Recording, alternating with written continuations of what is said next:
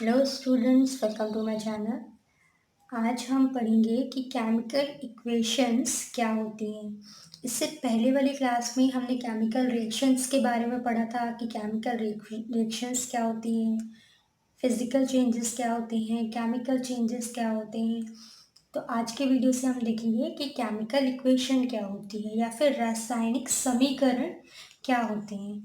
ठीक है, इक्वेशन को हम समीकरण कहते हैं। ठीक है, तो देखते हैं।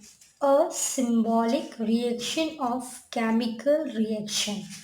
कोई भी केमिकल रिएक्शन हो उसको अगर हम सिंबल के फॉर्म में लिख दें, सिंबल मतलब कोई भी चिन्ह बना दें। जैसे कोई भी रिएक्शन, जैसे हमने पढ़ा था कि मैग्नीशियम और ऑक्सीजन मिलकर मैग्नीशियम ऑक्साइड बनाते हैं। तो ये तो वर्ड्स हो गए कि मैग्नीशियम और ऑक्सीजन अगर दोनों मिल जाते हैं तो क्या बनाते हैं, मैग्नीशियम ऑक्साइड बनाते हैं। लेकिन अगर इसी रिएक्शन को हम सिंबल के फॉर्म में लिखेंगे तो कैसे लिखेंगे, मैग्नीशियम और ऑक्सीजन दोनों मिलकर मैग्नीशियम ऑक्साइड बनाते हैं। तो ये सिंबल्स हैं। मैग्नीशियम का सिंबल Mg, ऑक्सीजन का सिंबल O, मैग्नीशियम ऑक्साइड का सिंबल MgO। ठीक है, तो जब सिंबॉलिक रिएक्शन को हम जब केमिकल रिएक्शन को हम सिंबल के फॉर्म में लिख देते हैं, ठीक है, किसी भी चिन्ह के रूप में लिख देते हैं, तो हम उसको बोलते हैं केमिकल इक्वेशन। ओके, क्या बोलते हैं, केमिकल इक्वेशन। अब where all reactants are represent on left side, जहाँ पर जितने भी रिएक्टेंट होते हैं वो हमेशा कहाँ होते हैं, लेफ्ट साइड में होते हैं। And product represent to the right side, और जितने भी प्रोडक्ट होते हैं वो कहाँ होते हैं, राइट साइड होते हैं। ठीक है, अब रिएक्टेंट क्या होते हैं पहले हम वो देख लेते हैं। रिएक्टेंट का मतलब होता है रॉ मटेरियल। ठीक है, कोई भी इक्वेशन होती है या कोई भी अगर रिएक्शन होती है, कोई भी अभिक्रिया होती है, तो एक तरफ हम किनको लिखते हैं, रॉ मटेरियल को लिखते हैं, उन चीज़ों को लिखते हैं जिनसे मिलकर कोई नया प्रोडक्ट बनने वाला है। तो हम उसे क्या बोलेंगे, रॉ मटेरियल बोलेंगे या रॉ सब्सटेंस बोलेंगे। तो रिएक्टेंट किसको बोलते हैं, बेसिकली रिएक्टेंट बोलते हैं रॉ सब्सटेंस को which take parts in a chemical reaction. ऐसा रॉ सब्सटेंस जो केमिकल रिएक्शन में पार्ट करने वाला हो। ठीक है, प्रोडक्ट क्या होता है, जो रॉ सब्सटेंस हम लेफ्ट साइड में लेते हैं। ठीक है, पूरी रिएक्शन होने के बाद जो नया सब्सटेंस बनता है उसे हम बोलते हैं प्रोडक्ट। क्लियर। अब जैसे एग्जाम्पल के लिए अगर मैं आपको बता देती हूँ, मैंने आपको इससे पहले वाली जो क्लास थी उसमें आपको मैंने रिएक्शंस बताई थी। तो मैंने आपको कहा था कि अगर हम चाय बनाते हैं तो चाय बनाने के लिए कौन कौन सी चीज़ें यूज़ होती है, चाय पत्ती यूज़ होता है, दूध होता है, शक्कर यूज़ होता है, पानी यूज़ होता है। तो ये सब क्या है, ये रॉ मटेरियल है, तो हम इनको क्या बोलेंगे, रिएक्टेंट बोलेंगे। और जब भी हम केमिकल इक्वेशन बनाते हैं तो रिएक्टेंट हमेशा किस साइड लिखते हैं, लेफ्ट साइड लिखते हैं। लेफ्ट साइड हमेशा क्या होता है, रिएक्टेंट होते हैं। क्लियर। अब जैसे ही हम ये सब चीज़ें मिक्स कर देते हैं, चाय पत्ती, शक्कर, दूध, पानी, और इसको उबाल लेते हैं, तो क्या बन जाती है, चाय बन जाती है। मतलब नया प्रोडक्ट बन जाता है, नई चीज़ बन जाती है, तो उसको हम क्या बोलते हैं, उसे हम बोलते हैं प्रोडक्ट। ठीक है, जो कि एक नया सब्सटेंस है। रॉ सब्सटेंस को लेफ्ट साइड लिखते हैं, ठीक है, और उसे हम रिएक्टेंट बोलते हैं। और नए सब्सटेंस को प्रोडक्ट बोलते हैं और उसे हम राइट साइड लिखते हैं। क्लियर। तो अब एक चीज़ और देख लेते हैं। मैंने बोला ए प्लस बी दोनों मिलकर क्या बना रहे हैं, ए बी। तो ए प्लस बी लेफ्ट साइड लिखा है, इसका मतलब ये क्या है, ये रिएक्टेंट है। और ए बी प्रोडक्ट है क्योंकि राइट साइड लिखा है। ठीक है, अब एरो देख लेते हैं कि एरो का क्या मीनिंग है और इस प्लस का क्या मीनिंग है। तो हमेशा याद रखिएगा, प्लस हमेशा हम दो या दो से ज़्यादा डिफरेंट टाइप के जो सब्सटेंस होते हैं उनको जोड़ने के लिए यूज़ करते हैं। ठीक है, जहाँ पे दो या दो से ज़्यादा सब्सटेंस होंगे उनको हम जोड़ने के लिए किसका यूज़ करते हैं, ऐड का, प्लस का साइन लगाते हैं। ठीक है, क्योंकि हमारे पास बहुत सारे सब्सटेंस हम डायरेक्ट लिखेंगे तो कोई मीनिंग नहीं है। जैसे मैंने लिख दिया टी लीफ, ठीक है, चाय पत्ती,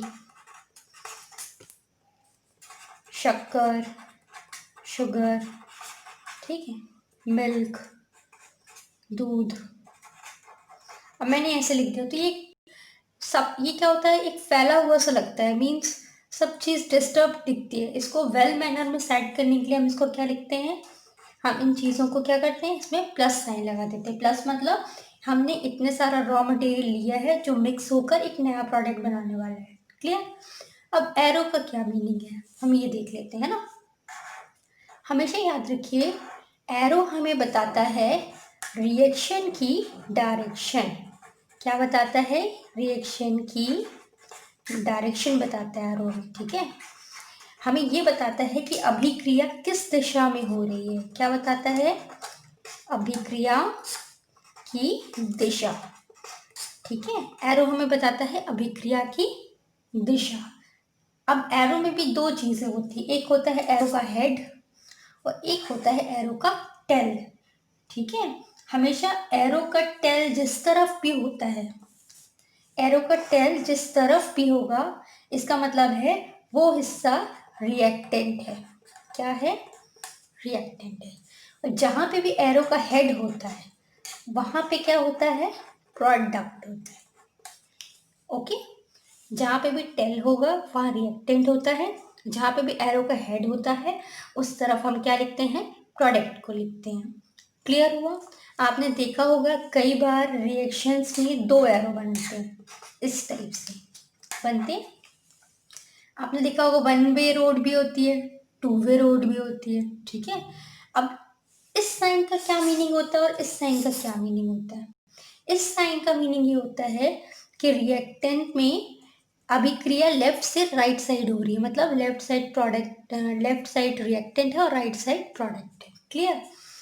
मतलब अगर मैं यहाँ पे बात करूँ, इस अभिक्रिया का एग्जाम्पल दूँ तो मैं ये बोलूँगी, जैसे अभी मैंने आपको बताया चाय पत्ती शक्कर और दूध मिलकर क्या बनाते हैं, चाय बनाते हैं, तो उसमें हम ये वाला साइन लगाते हैं।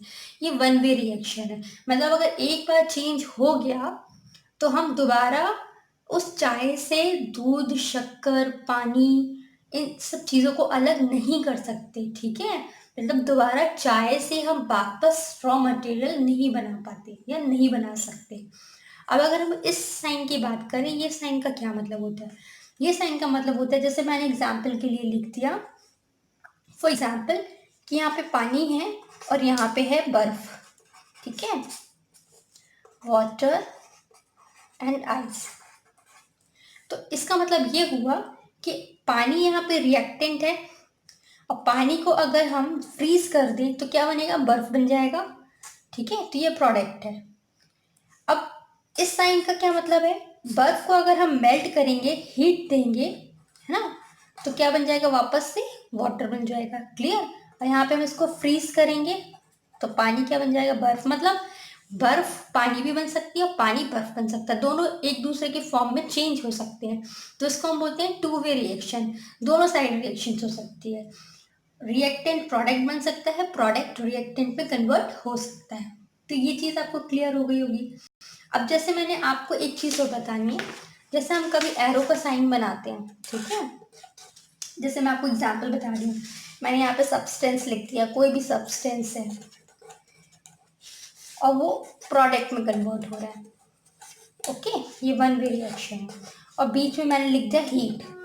आपने देखा होगा कि रिएक्शंस में एरो के ऊपर कई बार बहुत सारी चीज़ें लिखी होती है, हीट लिखा होता है, टेम्परेचर लिखा होता है, तापमान लिखा होता है, या लिखा होता है गर्म करने पर, ठीक है। तो ये बीच में लिखी हुई चीज़ें क्या होती हैं, तो वो याद रखिएगा, जो भी हम एरो के बीच में लिखते हैं वो होता है कारण। क्या होता है, कारण या रीजन, ठीक है, रीजन। या हम इसको एक तरीके से सोर्स भी बोल सकते हैं, जिसकी हेल्प से सब्सटेंस प्रोडक्ट में कन्वर्ट होता है, वो कारण हम कहाँ लिखते हैं, बीच में लिखते हैं। फिर से ध्यान से सुनिए, जिस भी कारण से सब्सटेंस प्रोडक्ट में कन्वर्ट होता है उस कारण को हम एरो के बीचों बीच लिखते हैं, ठीक है। जैसे एग्जाम्पल के लिए अभी हमने पहली क्लासेस में पढ़ा था, मैग्नीशियम और ऑक्सीजन दोनों मिलकर मैग्नीशियम ऑक्साइड बनाते हैं। कैसे, हीट होने पर। जब हम मैग्नीशियम को जलाते हैं, गर्म करते हैं, तब वो क्या बनता है, मैग्नीशियम ऑक्साइड बनता है। तो कारण क्या हुआ, हीट जो है ये क्या है, सोर्स है। हीट करने की वजह से ही मैग्नीशियम किस में कन्वर्ट हुआ, मैग्नीशियम ऑक्साइड में कन्वर्ट हुआ। ठीक है। और ये जो रीजन है ये कुछ भी हो सकता है, हीट हो सकता है, प्रेशर हो सकता है। क्लियर। अब आप देखिए, ये जो लिखा हुआ है मैग्नीशियम और ऑक्सीजन दोनों मिलकर क्या बनाते हैं, मैग्नीशियम ऑक्साइड बनाते हैं। तो ये जो लिखा हुआ इक्वेशन है, ये जो इक्वेशन है इसको हम क्या बोलेंगे, इसको हम बोलेंगे स्केलेटन इक्वेशन। ठीक है, स्केलेटन इक्वेशन, या इसे हम बोलेंगे अनबैलेंस इक्वेशन। क्लियर। अब हम इसको अनबैलेंस क्यों बोलेंगे, स्केलेटन इक्वेशन क्यों बोलेंगे, क्योंकि हमेशा याद रखिए जब भी कोई केमिकल रिएक्शन होता है या केमिकल इक्वेशन को लिखते हैं तो जितना मटेरियल या जितना सब्सटेंस लेफ्ट साइड में होगा, जितना सब्सटेंस लेफ्ट साइड में होगा उतना ही प्रोडक्ट में होगा। ठीक है, जितना सब्सटेंस कैसा होगा, लेफ्ट साइड होगा उतना ही सब्सटेंस प्रोडक्ट साइड होगा। क्लियर। मतलब जो रिएक्टेंट, जो सब्सटेंस है और जो प्रोडक्ट है, ये दोनों की जो एटम है या नंबर ऑफ काउंट है वो क्या होंगे, बराबर होंगे। ठीक है। फॉर एग्जाम्पल के लिए आप यहाँ ध्यान से देखिए, यहाँ मैग्नीशियम कितना है, 1 है। मैग्नीशियम के आगे कुछ नहीं लिखा है, मतलब क्या है, 1 है। ठीक है। और यहाँ पे भी देखिए रिएक्टेंट साइड पे भी मैग्नीशियम क्या है, 1 है। ठीक है, मतलब अभी तो बैलेंस है। अब यहाँ ध्यान से देखिए ऑक्सीजन कितने हैं, 2, ऑक्सीजन 2 है, लेकिन यहाँ पे देखिए ऑक्सीजन 1 है। इसका मतलब ये इक्वेशन बैलेंस नहीं है, अनबैलेंस इक्वेशन है। और हम अनबैलेंस इक्वेशन को क्या बोलते हैं, स्केलेटन इक्वेशन बोलते हैं। ठीक है। चलिए, तो ये तो कुछ बेसिक था, ये यहाँ तक आपको क्लियर हो गया होगा। अब हम देखते हैं कि बैलेंस केमिकल इक्वेशन एक्चुअली में होता क्या है, कि अगर कोई भी इक्वेशन अगर बैलेंस है तो उसके बैलेंस होने के क्या रूल्स हैं हम ये देखेंगे। ठीक है। आपने 9th क्लास में पढ़ा होगा किसके बारे में, लॉ ऑफ कंजर्वेशन ऑफ मास के बारे में पढ़ा होगा। ठीक है। लॉ ऑफ कंजर्वेशन ऑफ मास क्या है, इसका मतलब ये था, आपको याद होगा कि मास नाइदर क्रिएटेड और नॉट डिस्ट्रॉय, मास को ना हम क्रिएट कर सकते हैं ना हम डिस्ट्रॉय कर सकते हैं। ठीक है, यही था law of conservation of mass. Mass को सिर्फ एक से दूसरे फॉर्म में हम कन्वर्ट कर सकते हैं, लेकिन मास को हम क्रिएट भी नहीं कर सकते और उसे डिस्ट्रॉय भी नहीं कर सकते। ठीक है, इसका ये मतलब हुआ हमको जितना सब्सटेंस हम लेंगे कोई भी प्रोडक्ट बनाने के लिए, जब प्रोडक्ट बन जाएगा तो प्रोडक्ट में भी सेम उतना ही सब्सटेंस हमको मिलेगा, कोई चीज़ ना घटेगा ना बढ़ेगा। ठीक है। जैसे इन reaction number of atom should be same, number of atom should be same मतलब रिएक्टेंट इज इक्वल्स टू क्या, प्रोडक्ट। ठीक है, या लिख देते हैं number of atom in reactants equal to number of atom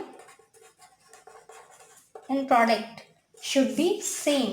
जब सेम होंगे रिएक्टेंट और प्रोडक्ट्स के एटम्स, तभी हम किसी इक्वेशन को बोलेंगे कि वो इक्वेशन बैलेंस इक्वेशन है।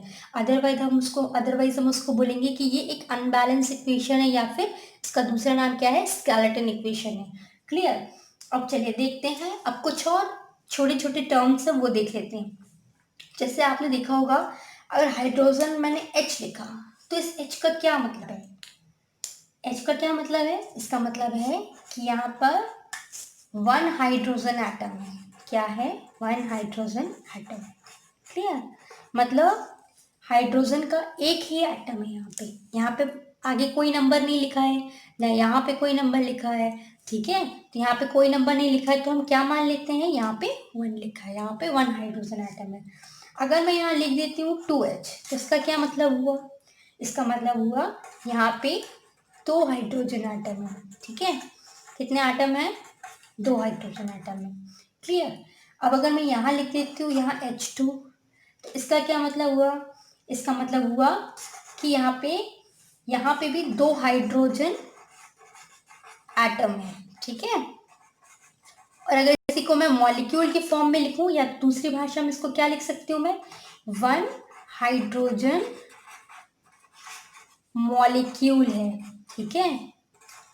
अब मॉलिक्यूल क्यों बोल रही हूँ और 1 क्यों बोल रही हूँ, यहाँ ध्यान दीजिएगा, ठीक है। जब एटम की बात होती है तो एटम को हम सिंगल काउंट करते हैं। क्लियर? अगर आप हाइड्रोजन की यहाँ पे ध्यान से देखिए तो यहाँ पे 2 हाइड्रोजन आटम है। हमने सबसे पहली क्लास में क्या पढ़ा था कि नंबर ऑफ एटम्स मिलकर क्या बनाते हैं? मॉलिक्यूल बनाते हैं।